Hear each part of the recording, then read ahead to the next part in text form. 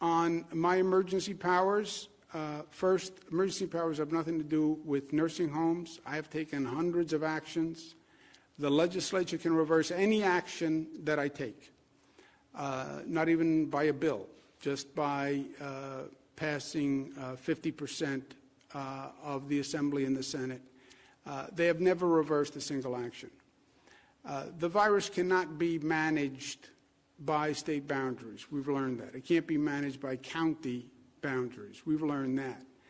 I've always consulted with the legislature. I consult with other politicians. I have no problem consulting with the legislature. Anyone who wants to stand up and raise their hand and say, here's my position, great. But these are public health decisions. They're not local political decisions. And they have to be made on a public health basis. This virus is serious. And I understand these decisions are difficult politically. I get that. It's difficult to close schools. It's difficult to close restaurants. It's difficult to impose curfews. But otherwise, people die. And these decisions should not be politicized. If you made these decisions by a poll, none of them would happen, and more people would die. I want to clarify facts on the nursing homes, which has been an ongoing discussion. New York, as everybody knows, was ground zero for COVID, and nursing homes were and still are ground zero for COVID. And losing a loved one is very, very painful. Losing a loved one in a nursing home during this situation was extraordinarily painful. There was no visitation. You couldn't be with the person. You couldn't talk to the person. It was hard to get them on the phone. People in nursing homes are not as conversant and facile on Zooms and on FaceTime. I mean, it doesn't work that way. So I understand fully how difficult it has been, and I want to make sure people have all the facts, the information. This past year, there is a toxic political environment, and everything gets politicized, and there's political spin, and then there are facts. Two very different things. And I just want to make sure people have facts. Last August, Department of Justice sent a letter to Democratic governors, 4 of them, New York, New Jersey, Michigan, Pennsylvania, asking for information on public nursing homes. New York State Legislature also sent a letter asking for information on nursing homes. We paused the state legislators' request while we were finishing the DOJ request. We told both houses, the Assembly and the Senate, that we had DOJ requests for information and we were prioritizing that. We did give the DOJ request precedence, and we told both houses that. The August request we replied to fully. Separately, DOH got a DOJ letter signed by Jeffrey Clark, the attorney, in October, which we learned about from the New York Post. We didn't even get the letter. Post called and told us about a letter. And that requests information on an investigation on private nursing homes. And we have been voluntarily producing information for that on a rolling basis as recently as January 8th, as offered by DOJ, the rolling basis production. Second, we paused the state legislature's request. We paused the state legislature's request. We voluntarily complied with the DOJ request for information. Two very different things. The New York State DOH has always fully and publicly reported all COVID deaths in nursing homes and hospitals. They have always been fully reported. Nursing homes had the most vulnerable population. We know that. Nationwide, 36% of the deaths are in nursing homes. You know what percent of the population are people in nursing homes? 1%. 1% had 36% of the deaths. New York is 34 in nursing home deaths as a percentage of total deaths, 34 out of 50 states.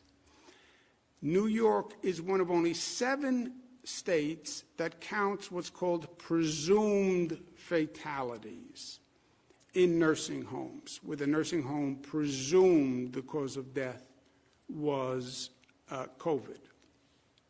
To give you an example, New York State, 13,000 nursing home related deaths. That's 30% of total deaths. Pennsylvania had 11,900. That's 52% of their total deaths were in nursing homes. Florida, 34% of total deaths in nursing homes. Massachusetts, 54% of total deaths. If you look at the entire country and you look at the percentage of deaths in nursing homes, New York is number 34. You have some states that up to 73% of the people who died in nursing homes. COVID preys on senior citizens, older people, weaker people. We've always known that. That is a fact. Now, there is much distortion around what's called Department of Health memo on March 25th. And I want to make sure that we get the facts on this.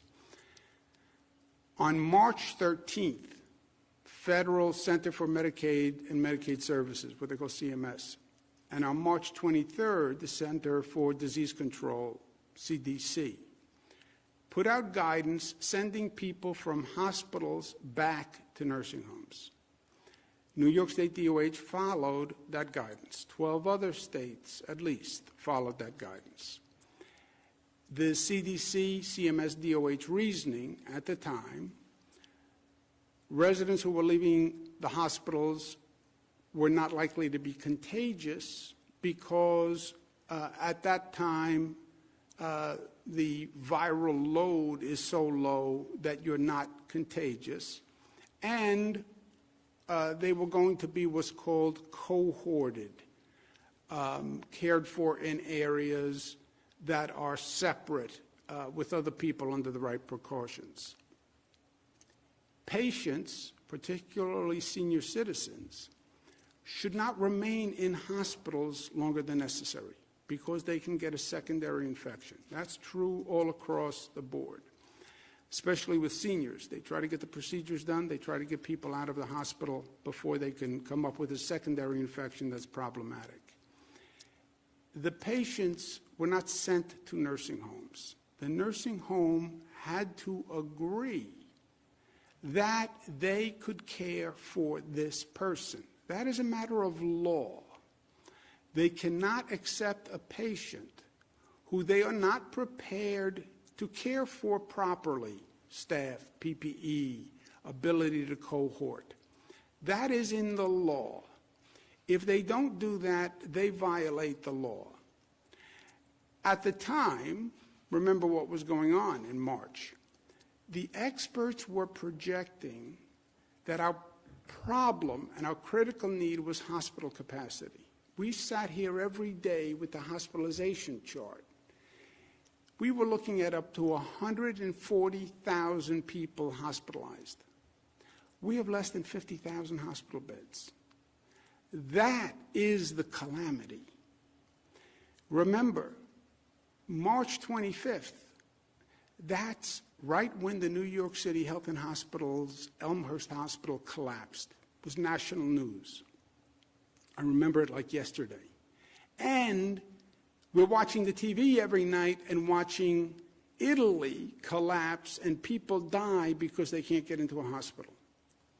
We're watching China with a hospital capacity issue where they were building thousands of new hospital beds. That's what was going on. That's why the CDC and that's why CMS made those decisions. And at the time, CDC, CMS, there were White House task forces, there were daily briefings. Everyone was focused on this issue. This was not a little issue. All the best minds were looking at it.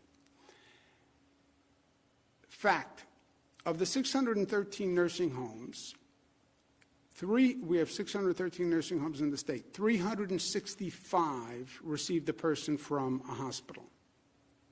Of the 365 that received a person from this March 25th guidance, which was then superseded in May, 98% of those 365 already had COVID in their facility. COVID did not get into the nursing homes by people coming from hospitals. COVID got into the nursing homes by staff walking into the nursing home when we didn't even know we had COVID. Staff walking into a nursing home even though they were asymptomatic, because the national experts all told us you could only spread COVID if you had symptoms. And they were wrong. COVID may have been brought into a nursing home because visitors brought it in and didn't know they were contagious, because the guidance was you can only be contagious if you have symptoms, if you're sneezing, if you're coughing. That turned out to be wrong. That's how COVID got into the nursing homes. 98% of the people who took a person back from a hospital who was probably no longer contagious already had it in the facility. And they signed and agreed that they could handle it because they already had people who were COVID in the nursing home. If you look at the rate of death before the March 25th order and after the order was rescinded, the rate of death is the same. By the way, if you look at the rate of death in the nursing homes, in the spring overall, and in the second surge, the winter-fall surge, the rate of death is the same. These decisions are not political decisions. They're all made on the best information the medical professionals have at the time. And in New York, we talk to the best experts on the globe. And I've said to the people of the state many times, nobody's been here before. Nobody knows for sure. COVID is new. They're all giving you their best advice at the time.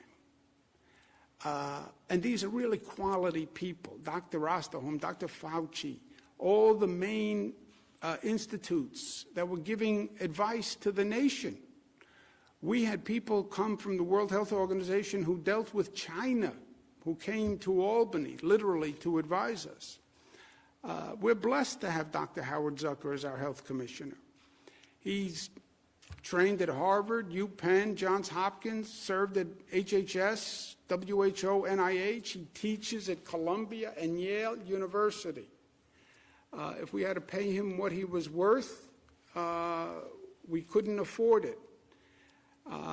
And he gave his best advice on the information that he had at the time. I would trust Dr. Zucker with my mother's care. That's why I trust him with your mother's care. I wouldn't have anyone as the health commissioner who I wouldn't trust with my mother. And that's why I trust him with your mother. To be clear, all the deaths in the nursing homes and in the hospitals were always fully, publicly, and accurately reported. The numbers were the numbers, always. People did request information beyond the place of death, not just how many in a nursing home, not just how many in a hospital. They did request different categorizations beyond those counts. How many people died who were in a nursing home but then went to a hospital? How many people died who were in a hospital but then went back to a nursing home? How do you count presumed COVID deaths? Everyone was busy. Everybody was here every day. We're in the midst of managing a pandemic. There was a delay in providing the press and the public all that additional information. There was a delay. What did we learn from this entire situation? What are we still learning? There are hospitals that perform well, and there are hospitals that performed less well. We still see hospitals performing less well. When you look at those vaccination numbers, hospitals with the same demographics of workforce, in the same region, with different vaccination rates of their staff, that's indicia of performance of those hospitals. There are nursing homes that performed well, and there are nursing homes that did not perform as well. We have to learn from it, and we have to correct it before we have another surge and another pandemic. And by the way, we are going to have another pandemic. As I sit here, I would plan on it. And yes, this was never seen before. And yes, hospitals had to deal with something they never had seen before. And yes, nursing homes had to deal with something they had never seen before. But they will see it again. And now we have to learn from it before it happens again. Our focus, I believe, is going to be on the for-profit nursing homes. Hospitals, low-performing hospitals, but also in the for-profit nursing homes. I have long believed that there's a tension in a for-profit nursing home because those institutions are trying to make money. If you're trying to make profit, it's too easy to sacrifice patient care. Everything becomes one or the other. Do you want to hire more staff, or do you want to make more profit? Do you want to buy more PPE and stockpile more PPE, or do you want to make more profit?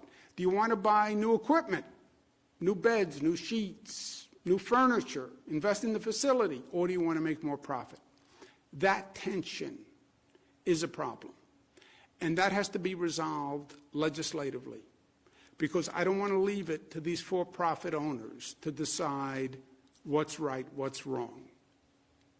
Let's learn these lessons. We have to implement hospital reform and nursing reform, and we have to do it in this budget cycle.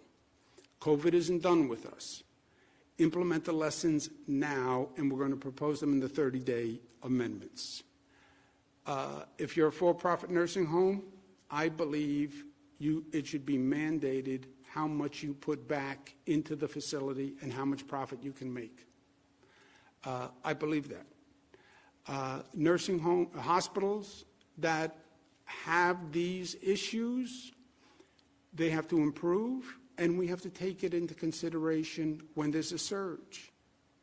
If there's an influx into hospitals, not all hospitals can handle it equally. And that's why you saw some hospitals fail. If you could do it all over again, just rewind the tape. I understand the public had many questions and concerns, and the press had many questions about nursing homes primarily. And I understand that they were not answered quickly enough. And they should have been prioritized and prioritize those requests sooner. I believe that. I understand the reasons. I understand that there was a lot going on. Everybody was working 24 hours a day. Everybody was overwhelmed.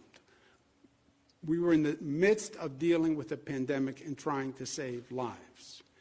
They were answering DOJ. And nursing homes and the hospitals were also in the middle of hell and the middle of a pandemic. And they were scrambling, and they were managing the crisis. I understand all of that. But the void we created by not providing information was filled with skepticism and cynicism and conspiracy theories, which furthered the confusion. Nature abhors a vacuum, so does the political system. You don't provide information, something will provide the information. Most of all, the void we created allowed disinformation. And that created more anxieties for the families of loved ones. I've had hundreds of conversations. People couldn't get into the facility to see their loved one. They couldn't get them on the phone. They couldn't get staff on the phone to get answers. They were powerless. They were helpless. They were literally physically removed and isolated. Loved ones died alone. Loved ones died alone. Fathers, mothers, brothers, sisters died alone. It was horrific. It was horrific. And then the void in information that we created started misinformation, disinformation, conspiracy theories, and now people have to hear that. And they don't know what is the truth. The truth is everybody did everything they could. The truth is you had the best medical professionals and advice on the globe. The truth is it was in the middle of a terrible pandemic. The truth is COVID attacks senior citizens. The truth is, with all we know, people still die in nursing homes today. People still die every day. We're testing the staff twice a week. There's no visitation. People still die. You would have to hermetically seal a nursing home. They actually tried this in France, where the staff lived in the nursing home. Anybody can bring it in. A delivery man brings it in. The heating repairman brings it in. The food service brings it in. Staff person goes home, meets with their family, someone in the family has it, staff member comes back, the staff member brings it in. Even when you're testing twice a week, you'll get people who have it and you'll miss them in the twice a week. That is the reality. But not providing the information creates the void. The void allowed misinformation and conspiracy. And now people are left with the thought of, did my loved one have to die? And that is a brutal, brutal question to pose to a person. And I want everyone to know, everything was done. Everything was done by the best minds in the best interest.